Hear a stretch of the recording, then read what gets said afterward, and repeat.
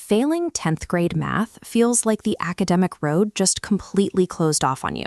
You're suddenly sitting there thinking every good college, every high-paying career, and your entire future just evaporated. The standard advice is brutal. Waste a full year repeating the class or grind through stressful compartment exams. But the education system actually has built-in safety nets designed to bypass this exact problem. Math is a single subject. It does not dictate your life. If you know the rules, there are legal, official workarounds to move on. Right now, you stand at a fork in the road. You can choose the traditional struggle or strategic redirection. We stop trying to fix the math grade, bypass the requirement entirely, secure your pass certificate, and immediately focus on specialized career paths. To move forward, we have to solve the immediate administrative problem, acquiring your official 10th grade pass certificate so you don't lose a year. If you are in a CBSE school, your first safety net is the best 5 rule. The board evaluates your top 5 scoring subjects, not necessarily all the core ones. This diagram maps out the 2 main systems for getting that pass. If you took a 6th skill subject, like information technology or artificial intelligence, that subject can act as a direct replacement. Under the CBSE rule, if you fail math but score well in your IT or AI class, the board automatically swaps out the failing grade. You are officially declared pass. The trade-off is that you are now structurally locked out of traditional math-heavy streams, like PCM in the 11th and 12th grades. If you aren't in a CBSE school, or if you didn't have a skill subject to swap in, your next safety net is the National Institute of Open Schooling, or NIOS. NIOS has a mechanism called transfer of credit. This means the subjects you already passed in your old board are carried over to a new NIOS scorecard. You don't start from zero. From there, you use their on-demand exams to test only for alternative subjects, like data entry or painting, on a date you choose. This saves your academic year entirely. The trade-off here is the format. It is a decentralized, open school system without daily classroom structure. You have to be incredibly self-disciplined to complete the assignments and study on your own. Your academic momentum now relies on navigating these bureaucratic rules, rather than spending another year attempting to master high school algebra. Now that your high school momentum is safe, we need to look at college admissions and your actual career viability.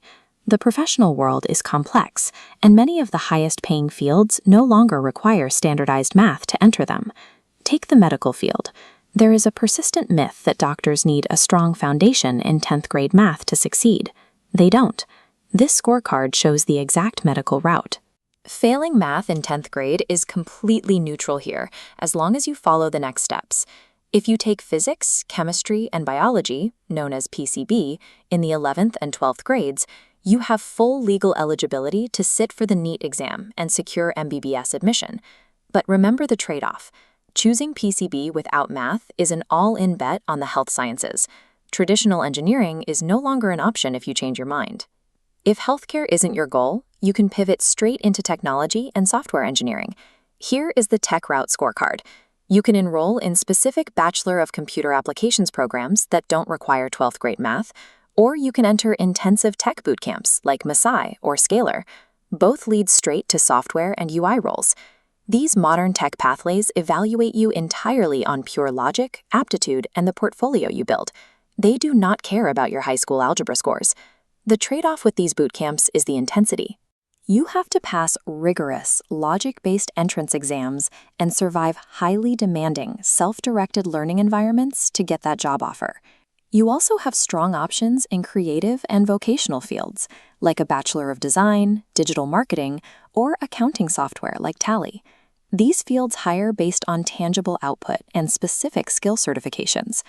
The modern economy rewards highly specialized skills and proven portfolios far more than generalized high school math proficiency. This 10th grade math failure acts as a forcing function, pushing you to specialize earlier than your peers, turning a perceived setback into a focused advantage. Let's map out your final decision. This chart balances how traditional you want your academic experience to be against how specialized your career goal is.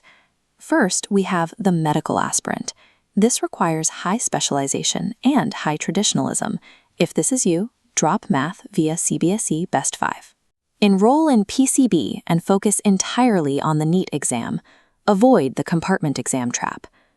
Next is the Tech Optimizer. This profile pairs high specialization with low traditionalism. Use NIOS to save your academic year. Then embrace modern curriculums like BCA programs or tech boot camps, trading standard math formulas for pure coding logic. After a period of serious academic confusion, you now have a definitive new direction.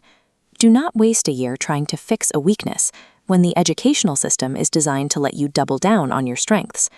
Choose your workaround and move forward.